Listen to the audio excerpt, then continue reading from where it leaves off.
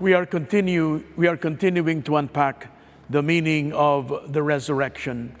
And as I have mentioned to all of you yesterday, the resurrection is a new creation in which we do not have a category for. And so that's what the readings these days are doing. It's trying to explain to us the mystery of the many aspects of the resurrection. And here, there's a plenty in this reading from John. And so here we see Mary Magdalene weeping in the tomb, a natural human reaction. We mourn for the loss of our beloved, very much like Mary. She loved the Lord. She loved Jesus of Nazareth, her friend, her teacher. And so naturally, she was weeping. But then Jesus of Nazareth has already been resurrected. And so now she weeps in the tomb where the body used to be. It's interesting here, John says, and she wept, she bent over into the tomb, and saw two angels in white sitting there, one at the head and one at the feet. And so imagine if this is the body of Jesus, which was not there, one angel here, at the foot, at the feet, and another angel at the head. That's a reminder of the Ark of the Covenant. The Ark of the Covenant, the lid that covers the top of the Ark of the Covenant, there were two angels there. And they have their wings like this, folded over, each one touching the tip of each other. That's what's being depicted here. Jesus is the real presence of God, just as the Ark of the Covenant was the real presence of God among God's people. That's the significance of that two angels there. And then Jesus appeared. Now, one of the qualities of the resurrected Jesus, of the glorified body of the Lord, is that it has this ability to veil itself. It could also be taken to mean that the glorified body is so beautiful and so glorious that it's very difficult to reconcile one's image of the old body with the glorified body. Like I mentioned yesterday, when we resurrect from the dead in the parousia, that is exactly the kind of body that we will have. We will not have the body of the angels, because angels have no bodies. They are spirits. We will have the body of the glorified Lord. Our bodies will be glorified. Our bodies will assume its perfection.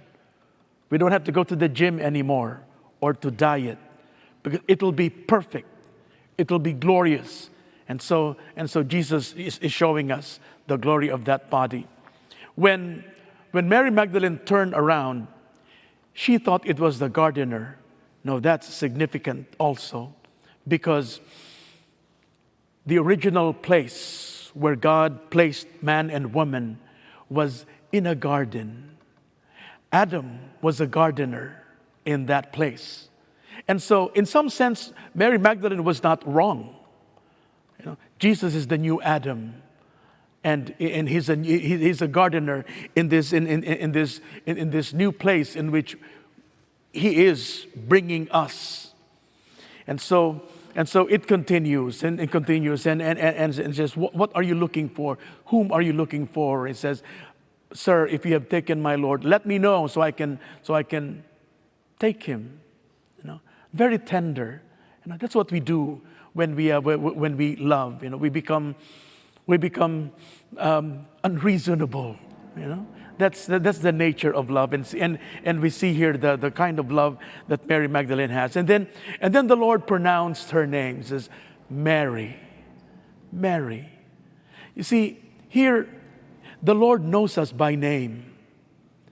The Lord looks at His church, looks at all of you, looks at all of us, and He knows our story. He knows our crosses. He knows our longings and our dreaming. And so He pronounces our name. He knows us. And so that's a wonderful assurance that in this world, that in this life, in this spiritual journey, we are known by someone, no less than God Himself. And so He names, He names Mary, Mary. And with that, Mary was moved into to recognize Him as her Lord and said, Lord. And then Mary once again did the most natural thing, to embrace the Lord, to cling to the Lord. But what she's clinging to is the Jesus that she knew. The Jesus of Nazareth, the one that ate bread with them and taught them and walked with them and perhaps even shared a joke or two with them. Now that's the Jesus that she knew. But now she has to grow out of that. She has to understand that that very same Jesus, her friend, is also her God. And so Jesus says, don't cling on to me. Don't cling on to that, to what you have known of me thus far, because I have greater things to share with you. He says, I'm going to ascend to my Father and your Father, to my God and your God. What does that mean? To ascend to the Father, to ascend to God. Well, it means the Lord now will be able to impart to all of us, to Mary Magdalene and to all of us, not only His humanity, which He has shared with us from the beginning of His incarnation, but now He is going to share with us His divinity also. We will become godlike. We will not only be just mere humans, but according to the word of Benedict XVI, there will be an evolutional leap from just plain flesh.